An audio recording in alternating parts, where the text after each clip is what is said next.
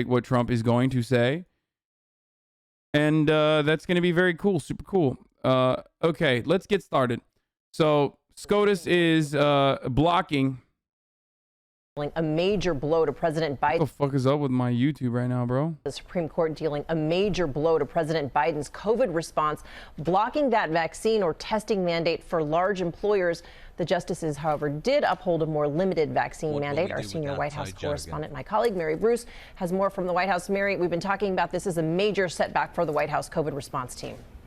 Yes, Cecilia, good morning. This is a really big hit for this White House and their efforts to fight the pandemic. The court blocking its vaccination or testing requirement for large businesses. This is a move that would have impacted more than 80 million employees.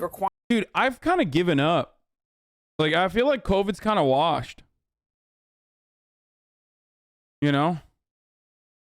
I don't know. I just like, I've like, or not COVID is washed, like, rather, the government dealing with COVID is just like the government efforts on, you know, preventing COVID from spreading is done now. Like COVID won, you know? Packwash of the American government. I feel like we're just, you know, we are just completely at the whims of nature at this point where like the whole point is just that, you know, we just got to sit around and hope that COVID is not going to be as deadly. Like, that's it. Like, if Omicron was as powerful as Delta, it would have been a rip. Like, million people getting Omicron a day that we know of. You know what I mean? It would have been so fucking. It would have been GG's for everybody. And we're still ripping. You know, 13 months of giving nearly 2,000 people a day. SCOTUS and all these other, you know, all these other institutions that are supposed to protect the interests of the working class, those who, you know, need protection more than anything else. They're not going to do it. I don't know. Requiring that they be vaccinated or wear masks and undergo weekly testing, but the court's conservative majority argued not going to be as deadly. Projected deaths for next week. Next, we are in the 30K a day. Wait, what? Omicron is as dangerous as Delta? They just lied to you? Wait, what? Not going to be as deadly. Projected deaths for next, we are in the 30K a day?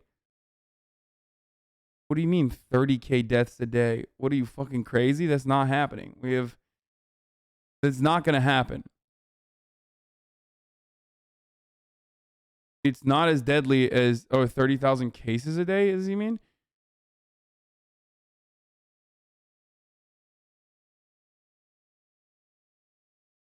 Here's the thing. Omicron is not as deadly and is not as strong as JMT22. Thank you for the 24 gift subs. Omicron is not as deadly. It's not. It's not as deadly as Delta. It's like literally not as deadly as Delta. You're fucking crazy if you think so. Top of the Lord. Miss me with that top of the hour ad okay. break, baby. So it spreads like a motherfucker, but it's not as deadly. We already covered this. We already talked about this.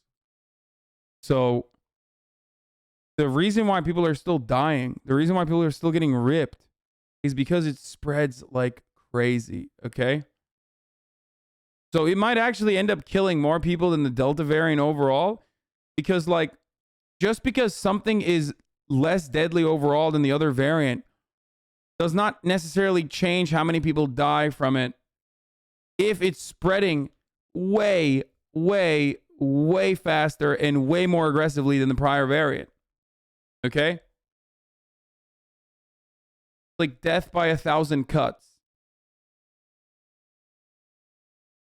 Like if Delta is like a fucking shotgun blow to the chest and it, you know, GG's insta knocks you out, let's say, then Omicron is, you know, Omicron is like a machine gun that's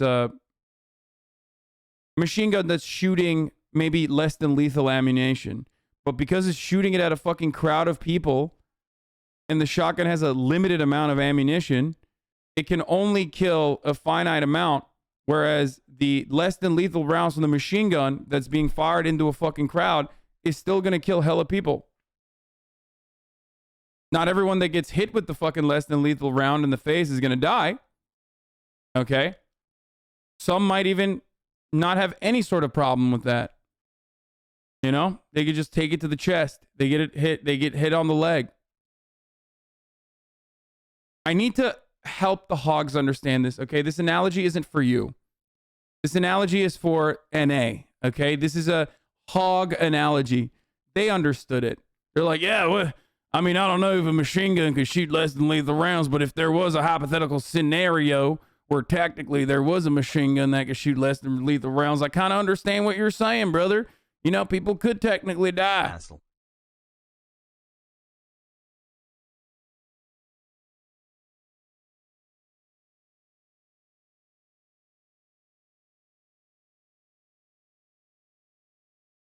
You know, I get what you're saying, brother. It's like, you know, you might get killed by birdshot too.